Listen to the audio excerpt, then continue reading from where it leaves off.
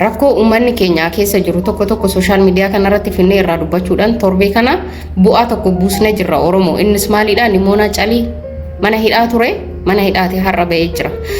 Taatee Amboo keessatti ta'e yoo dubbannu keessa suuraa isaa nu erganii social media irratti sagalee taatanii fi har'a mana hidhaati bahe. Nimoonaa Calii nama jabaa, nama barate, nama dhaloota kana fayyadu, nama biyya kana fayyadu, nama uummata keenya fayyadudha. Hidhaan hin maluuf nama kanaaf. Namoota baratan qarooman mana hidhaa teechisuun biyya doomsuu, dhaloota doomsuudha.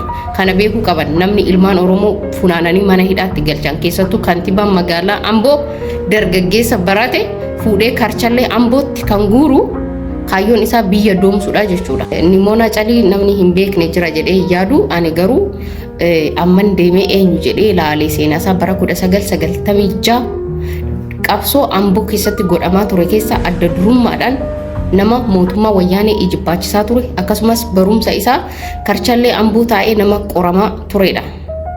Ijoollee baay'een bira wareegamanii jiran hiriyaa jaagamaa badaanee fa'aatiin inni har'a haftee isaaniiti. Maaliif mana hidhaa ta'a?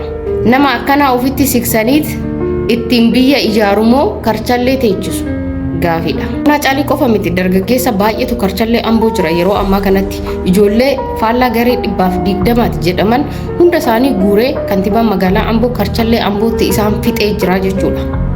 Kanaaf ijoollee kana warri beektan suuraa isaanii naa erga, sagalee taana fi mana hidhaa Oromoon tokko taa'uun qabu. Namni yoo balleesse mana sirreessaa seenuu waanuma jiruudha.